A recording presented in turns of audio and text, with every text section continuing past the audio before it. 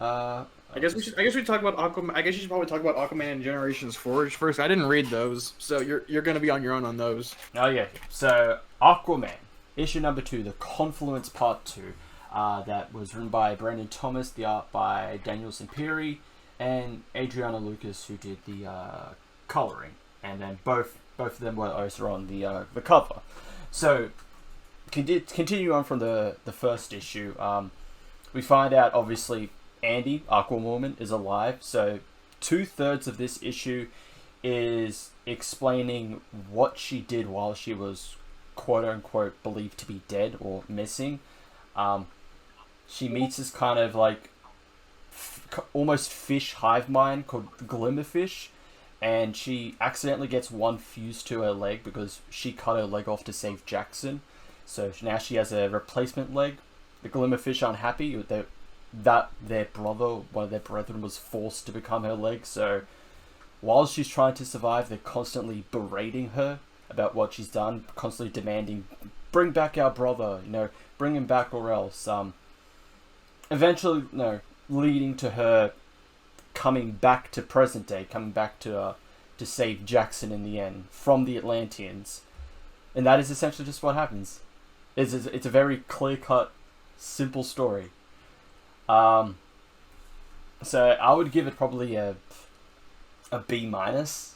I mean, I liked it for what it was. It was very simple. It's not like the other Future State stuff where it just became really convoluted or confusing as it reaches towards the end.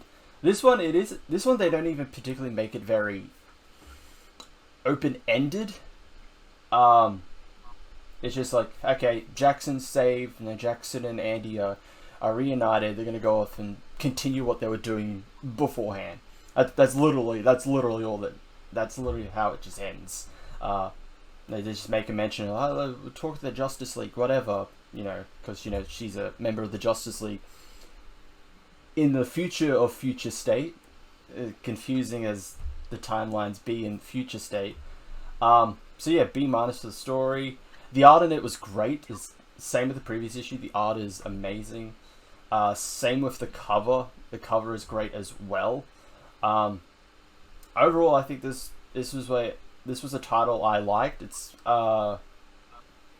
It didn't have a particularly big impact compared to like everything else that I read, but I liked it. It's kind of in its own little bubble, just like, hey, you can read this, you can like this, and it'll be fine. It doesn't try to connect itself to everything else like many other Future State titles. It's like, hey, which is good. Which is very good, because considering the whole point of like the confusing timeline of Future State, it's just nice to have something that is just by itself. You can just read it by yourself, even though you're not going to particularly get a lot of the context of just like, okay, Jackson is now Aquaman, and he's partnered with Aquaman and Mera's daughter. You don't get a lot from her, but by itself, it's nice, it's simple, it works. So honestly, if Brandon Thomas took over as Aquaman, I'd be fine with that. But I don't think Aquaman has a title. No, they said. I think they said he's coming down. He's getting one sooner. Like it's like a roll. They're like role releasing titles like they did back in Rebirth. Oh yeah. So you had like Wave 1 and then like Wave 2. So kind of like New 52 did the same thing. They had, here's the first 52 titles, and then we're gonna come in with like Wave 2 because people like the Red Lanterns. Let's give the Red Lanterns a series. Maybe we'll give I don't know, this character a series, stuff like that. So I'm guessing they're just doing the same thing, which I'm actually fine with. It's better than the Marvel method of let's just throw everything at you from the get-go. Mm-hmm. So yeah, Aquaman. If you just say Aquaman, good story, nice standalone story. You enjoy it by yourself. It is something I would recommend. I did like it. Get the collection is what you're saying. Get the collection. Yes, get the collection. Get the whole trade of like, I think that's how Future State should be read in a trade. I think they're collecting them. I think they're collecting like 3 series to a trade, aren't they? I don't know how that's gonna work if this one only has 2 issues. and it has no backups. Like they're collecting like 3 stories. Oh, like 3 Dark stories. Detective is getting them like 3 different series to a trade.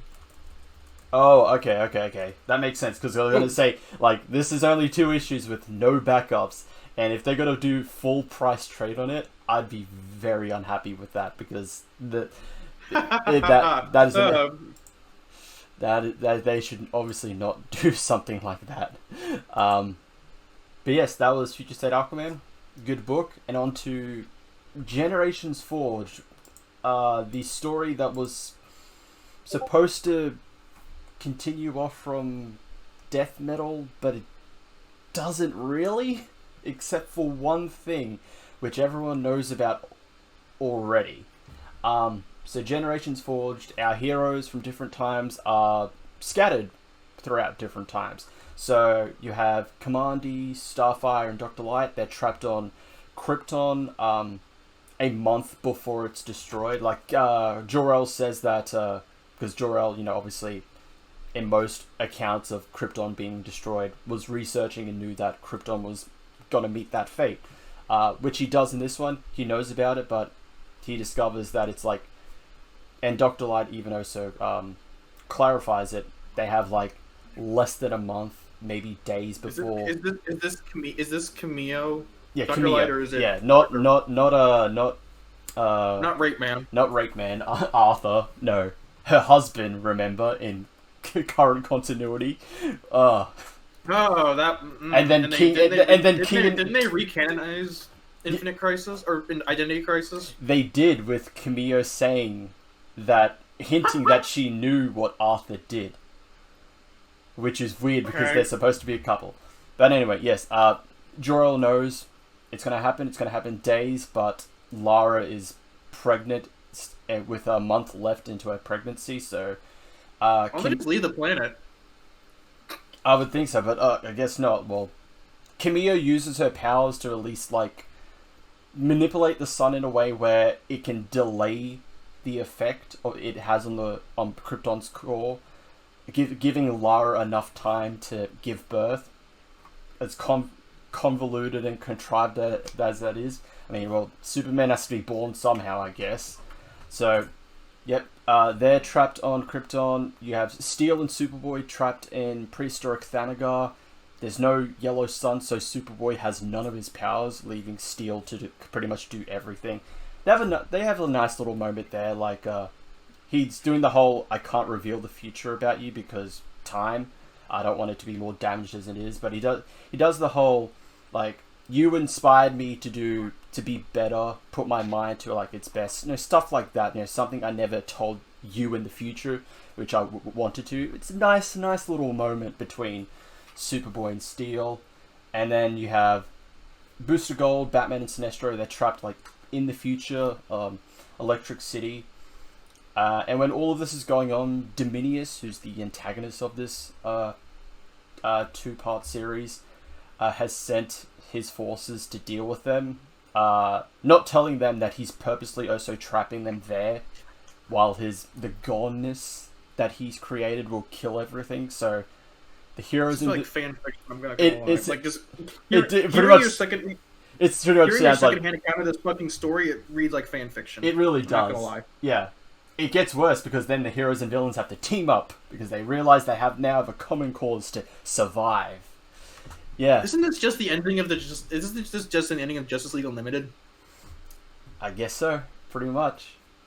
Wow. But they team up, they confront Dominius in his own.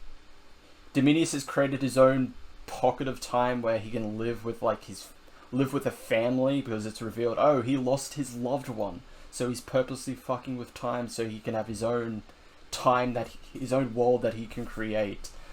Stuff happens, they save the day, and then we get the reveal of the Linearverse.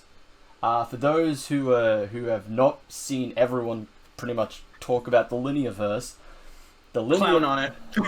Yeah, the Linearverse is a little pocket.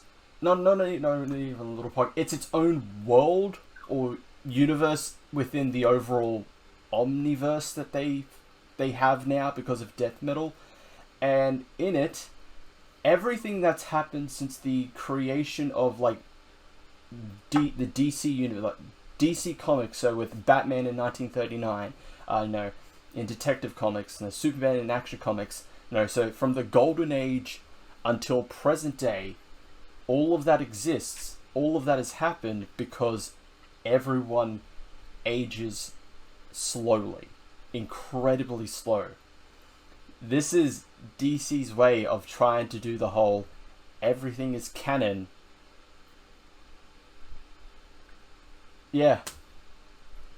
And that's how it ends. That was shit. I'm not gonna lie. It was Jesus Christ. Fucking terrible. God, it was so convoluted and boring. Like I said, it had, aside from that Linearverse stuff, it had nothing to do with death metal, and that's what it was promoted as, like spinning off the pages of sequel, death metal. Yeah, right. Yeah, the pseudo sequel, like spinning out of death metal. It had nothing to do with death metal, and the whole Linearverse thing was oh so convoluted. Like, the problem is, and it's the problem we've said numerous times with death metal saying that everything's canon, everything has happened, is that there are too many contradictions because of the different types of canon. I mean, I think the first I can think of is Jason Todd. Like, he came back because Superboy Prime punched reality. But then, but the more modern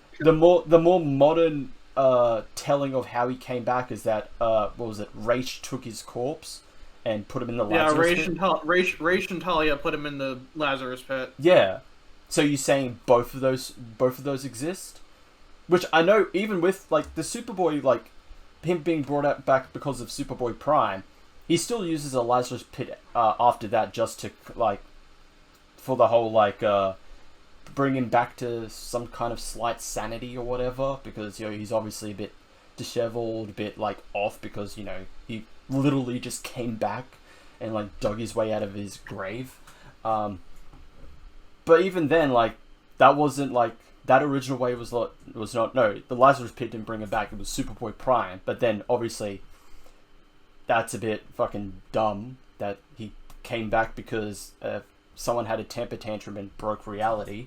So they just said overall, okay, it's just Lazarus pit. Raish and Talia took his corpse and brought him back in the Lazarus pit. But with DC saying everything is canon, back in the pit with you. Yeah, saying that everything. Yeah, DC saying that everything is canon, that everything has happened. So I'm guessing Jason came back two different ways at the same time. And what about like other contradictions? One I always bring up. There's two Shazams, two Wizard Shazams. There's the original and the New 52. Do they both exist at the same time now? Especially in the you're forgetting. They're just too smart for you. Yeah, sorry. I'm a big dum. I just need to consume. You're a product. You're a normie pleb. I need to consume product and then get excited for next product. Exactly. See, you're getting the corporate lingo. I am, exactly. Yes, exactly. And I don't know, the generation stuff, it was so kind of pointless. Like I want DC to have a more be consistent with their continuity and explain what is canon and what is not. This is not the way to do it. It just makes it even more confusing. And this isn't even the main universe, because Death Metal said that it's the main universe, their time, like Earth Prime. That's where everything is now canon. But the Linearverse is and isn't the main canon. Like, you can see why it's confusing. It just adds more questions. Like, it's less complicated. It's more complicated than fucking how to make G Fuel. And I can say that because it took me 5 minutes to figure out how to mix G Fuel because the directions aren't even like labeled on the bag. I had to Google it. Oh really? Wow. Like it's in fine print on the bag, but it's like really hard to see at first glance. Yeah, so that's what I'm contributing. That's what I'm contributing to this conversation. G Fuel.